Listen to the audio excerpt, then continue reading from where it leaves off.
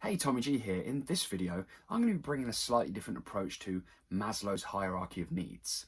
I'm going to be doing this with a wine glass. Now, I don't drink wine, so we're going to be using a different liquid, and this is even better because it's a fizzy liquid, which brings something else into the mix to make this even better. So I'm going to be using this and my fizzy liquid in just a sec, but before we get into this, let's just go over Maslow's hierarchy of needs and Abraham Maslow. Abraham Maslow was a psychologist who invented this way of explaining what it is that we need as human beings.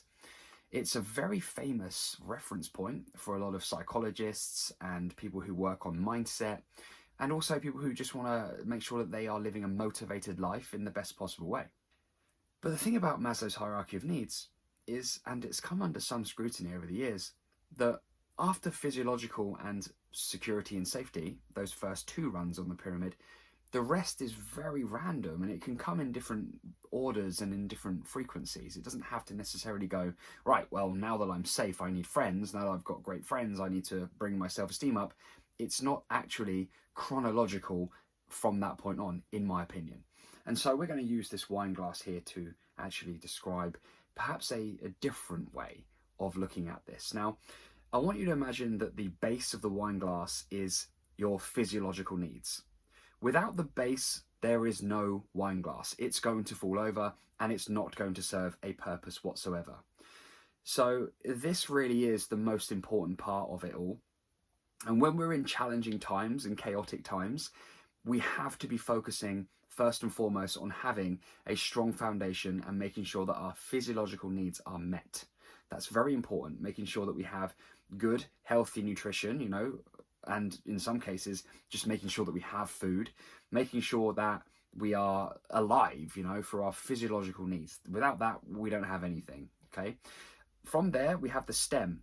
Now, the stem is the safety and security section here. This is making sure that we have the regularity of a roof over our head, that we feel like we're safe and secure, that we have financial security and safety, and that we're not worrying about the foundations being crumbled or pulled away from us under our feet. These things are the essentials of happiness. If we haven't got this, the physiological, and this, the safety and security, it's very difficult for us to then socialize, to have high self-esteem, or to self-actualize. It's pretty much impossible, actually, because we have to have those things. If we don't, then we're going to find ourselves operating at a very low frequency, worried about a lot of things, stressed about a lot of things, looking over our shoulder all the time, maybe a little bit terribly anxious. And so that's so important. So let's now look at what happens next. Now, if this was the pyramid, we would have, after that, social, then esteem, and then self-actualization. But here's the thing. I don't think it's quite as straight cut as that. So I want you to imagine that in this jug here, we've got thoughts and experiences, positive thoughts and experiences. And every time we have a series or sequence of those positive thoughts or experiences, it's essentially like filling up the bowl of our wine glass. Now, the goal is to get this to the very top. Having it at the top means that we're in a really, really good place in life. We're probably very happy, content, joyful.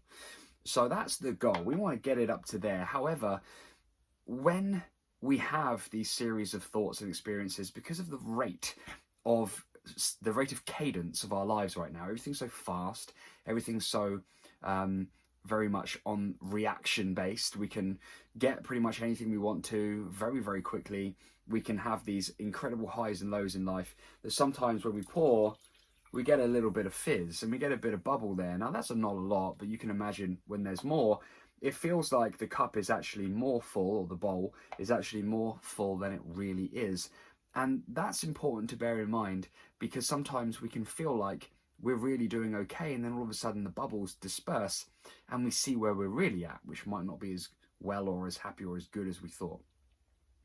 Now, wouldn't it be great if we could just keep adding to the cup? But that's not what happens. The reality is that every time we have a negative thought or experience, it goes down. It just goes down a little bit. Now, this could be through comparison. It could be through self-sabotage. Lots of different reasons why this could go down. It could be taking what somebody else says or does to heart and it affecting you personally. But whatever happens, if it's negative, it's a negative thought or a negative experience, this comes down and we're starting to go straight down to the bottom. When we get to an empty bowl, that's when our security and safety is under threat. And again, that's the worst place to be for a human being. So we want to be living in a position where our bowl is partially full and we're topping it up with lots of positive thoughts and experiences.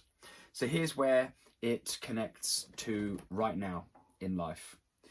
There's not an overwhelmingly strong amount of positive experiences going on at the moment in the world. And so the narrative is actually the opposite. It's very challenging, it's very fearful, and you could say it was quite negative. And so what we need to do is we need to understand there's going to be so much that we cannot control happening in the world. And so we have to be able to control the things that we can control, like our physiological needs and our safety and security. We shouldn't be wasting time or energy worrying about what other people are doing, realizing that we need to break our old patterns, our old habits. We're not living the same way as we were a few weeks ago. This is a totally new landscape now, and we're learning again. And just like if we were to move to a new village, a new town, a new city, a new island, a new country, we would have to figure out our environment. We would have to understand where we're going to get food, how we're going to get clean water, where are we going to find these things, where are we going to live, how are we going to make sure that we're safe financially.